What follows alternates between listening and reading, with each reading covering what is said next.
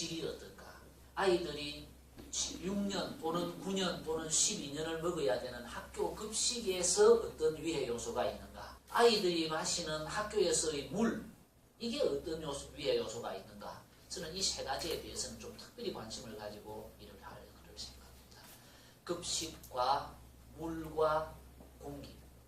우리 경상남도에서 처음으로, 전국 처음으로 공기질을 가지고 최근에 미세먼지, 이거 선도학교를 20개를 정해서 한 학교에 그 미세먼지 측정기 2개씩 달아가지고 계속 지금 추적 관찰을 하고 있는데, 미세먼지는 입으로, 아니, 목구멍으로 코로 들어가가지고 허파로만 갔다가 도로 나오고 축적되는 일부 축적되고 일부 나오고 이렇게 합니다만, 초미세먼지는 인체 장기 속의 벽과 벽, 그걸 마음대로 드나드는 게 초미세먼지랍니다.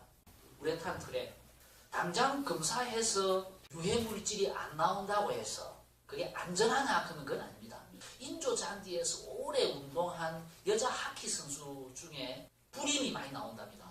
그럼 공식적으로 그게 인조잔디에 나오는 어떤 유해 성분 때문에 불임이 됐다라고 하는 것이 입증은 안 됐을지라도 개연성은 인정이 되는 거잖아요.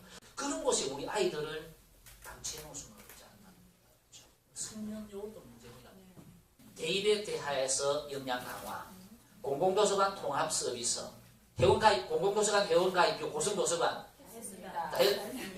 자신 있게 다 했습니다. 됐습니까? 신경을 좀 쓰셨네. 그리고 교실을 바꾸겠다라는 것이 제가 한 것입니다. 자유학기제를 3년 동안 시범 기간을 거쳐서 올해는 전면적으로 시행이 되는 걸로 알고 있습니다. 여기 고성이 시골이다 보니까 아무래도 다양한 진로 체험도 힘들고, 역시 그 학부모 입장에서는 좀 더 좀 내실 있는 최대 효과를 낼 수 있는 그런 좀 해안을. 애초에 자유학기제를 한 학기 시행한 것의 취지는 직업, 진로, 탐색, 체험 이런 거였습니다. 한 학기 동안 시험을 안 치고 좀 자유로운 속에서 자기의 진로를 탐색해보는 그것이 자유학기제의 시작, 3년 전에 시범학교를 시작할 때의 취지였는데, 한국적인 정서에서 학력지상주의 때문에 실패할 수밖에 없게 되어 있을 때입니다.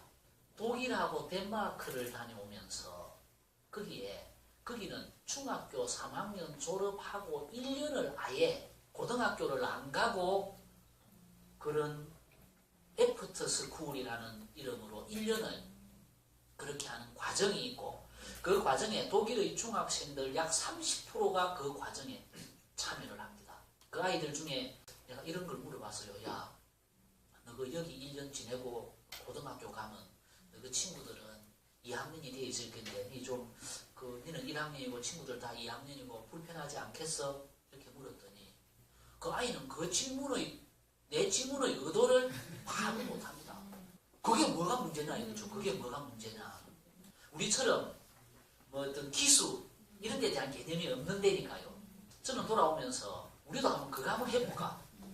근데 지금 우리의 정서에 그거를 하기에 바로 도입을 한다 그러면 워낙 또 논란이 심하고 그럴 것 같아서, 그 자리에서 교육부 장관이 진심으로 우리한테 한 부탁이 뭐가 있냐면요. 자유학기제의 80%는 자유학기제의 8할은 수업 혁신입니다. 새로 바뀌는 개정교육 과정에는 수업의 변화, 수업의 혁신, 이게 담보되지 않으면, 전제되지 않으면 이건 진행이 안 되는 것이 2015 개정교육 과정입니다. 이게 진로, 직업, 체험 이쪽으로 가기 시작하면 도시 지역에 비해서 농사농촌 지역이 이런 여러 가지로 상대적으로 소외받는 데 대해서 답이 없습니다. 그래서 교육부도 답이 없는 것과 함께 해보니까 전부 중학교 1학년 2학기에다가 다 집어넣어놨거든요. 이거 가지고 되는 거 아니다. 그 대신 시험 안 치니까 좀 자유로운 속에서 수업 변화에 대한 프로그램을 다양하게, 지금은 교육과정도 선생님들이 재구성할 수 있습니다.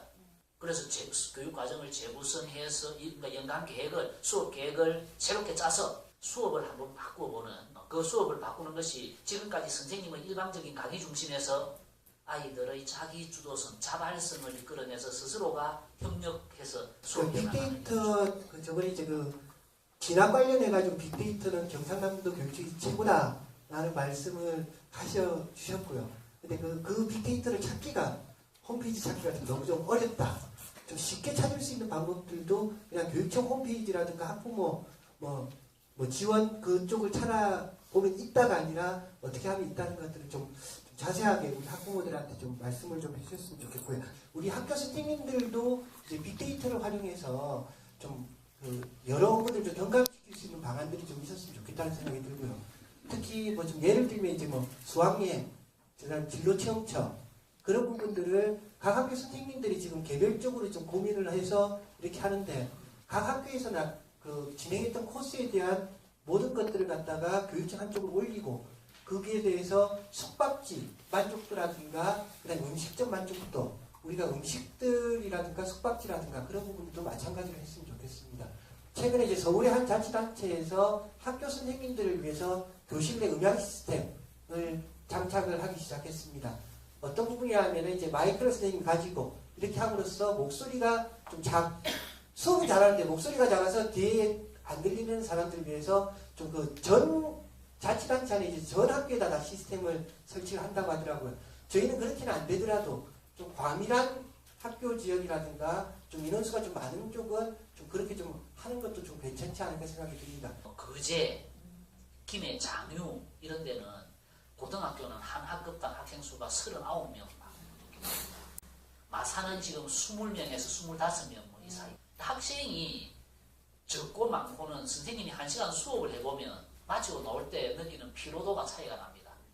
추경에 좀 확보해서 선생님들 그런 부분도 한번 조금 생각을 해보겠습니다. 학부모님이 선생님 걱정을 이렇게 해주시니까 의외이긴 한데 어쨌든 좀 관심을 가져야 될 것 같고요. 빅데이터 이야기가 대입정보센터에서 출발했는데 그것이 아까 빅데이터 이야기가 그것을 그래가지고는 수학여행까지 이렇게 이제 확대가 되니까 벌써 우리 학부모님들이 우리보다 앞서간다는 이제 생각도 드는데 이런 쪽으로 어쨌든 선생님들 조금이라도 잡무를 줄여서 아이들 가르치고 보살피는데 전념할 수 있도록 여건을 만들어준다는 그런 취지에서 이제 진행을 하는데 대입정보센터에서의 빅데이터는 아마 대한민국에서 우리 경상남도 교육청의 대입정보센터의 데이터가 가장 유용한 데이터가 됩니다. 그리고 특히 또 중학교 아이들의 서술형 평가들이 확대되면서 이제 기존의 교사들이 받아들이는 것을 이제 아이들 입장에서는 점수를 조금 더 받으려는 입장이 있고 교사는 자기에 대한 이런 구체적인 주관적인 입장이 또 개입될 수밖에 없는 부분들도 있는 거예요. 그리고 교사들의 역량 강화와 함께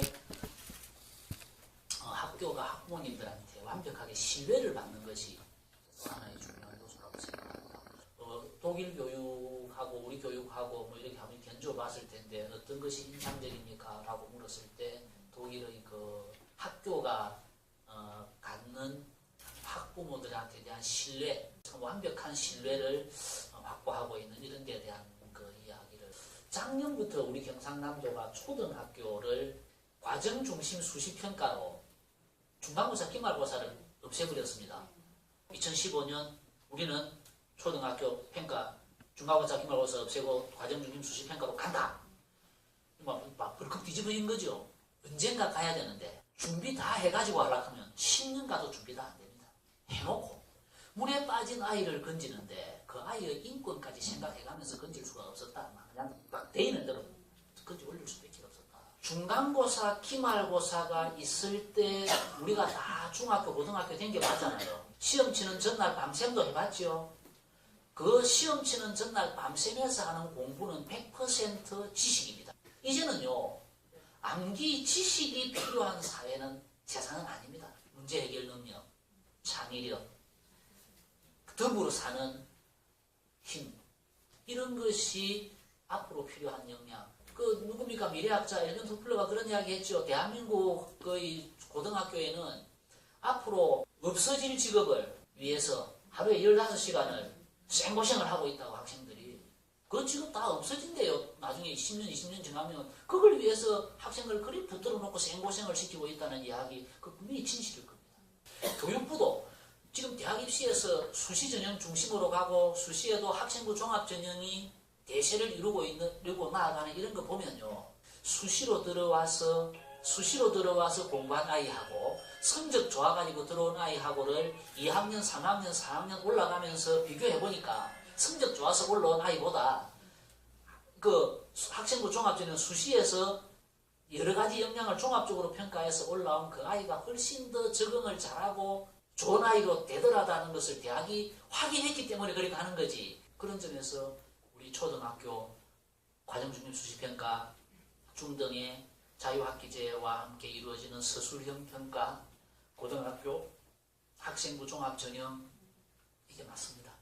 그렇게 가야 되는 게 맞고요. 다만 서술형 평가의 객관성을 확보하고 신뢰를 확보하고 하는 부분은 지금 우리가 완벽하다고 이야기하면 거짓말이죠.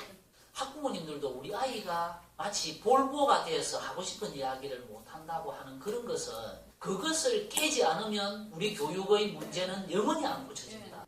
그다음에 최근에 논란이 되고 있는 누리과정. 3, 4, 5세 아이들 어린이집이든 유치원이든 들어가면 22만원 플러스 7만원, 29만원씩 매달 나가지. 그게 우리 경상남도가 3천억 원쯤 됩니다. 갑자기 우리한테 덤태기를 씌웠죠. 중앙정부가.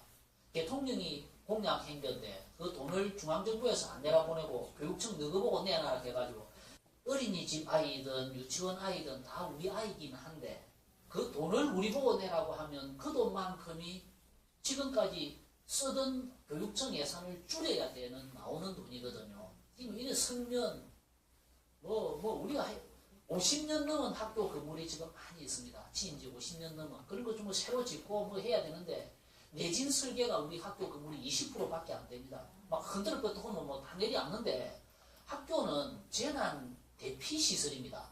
재난이 생겼을 때 대피 시설에 내진 설계가 안 돼 있으면 안에서 같이 죽으라는 이야기, 세월호처럼 같이 빠져 죽으라는 이야기밖에 안 되는 거거든요. 이런 우리의 어려움이 있는데도 3천억 원을 우리 보고 부담하라 그러니까 이만큼 이제 우리 예산 사정이 어렵다는 것은 우리 학부모님들도 이 누리과정 이런 것은 중앙정부에서 줘야지 교육청한테 맡기면 결국 우리 초중고등학교 아이들한테 갈 돈 3천억 원이 절대로 손해보지 않을 학습활동은 책임지라고 생각합니다. 아들 보고 엄마한테 드라마 보면서 네 책 읽으면 안 되고 이 줄탑 동시랑 사자성어처럼 어른과 아이가 같이 읽고 창원도서관은 어느 도서관은 어느 분야 특화된 영역에 대해서는 일반인들이 잘 찾지 않지만 있어야 될 책은 그 도서관에서 구입해라. 그러면 우리가 검색해보고 그런 전문 서적조차도 저쪽에 밀양 도서관에 있으면 신청하면 탁 배달이 될 수 있도록 이런 시스템을 저희들이 갖추었으니까 많이 활용해서 우리 도민들 모두가 옆으로 책 한 권 가지고 댕길 수 있도록 제가 그렇게 한번 꼭 만들어 보고 싶습니다. 자, 고성교육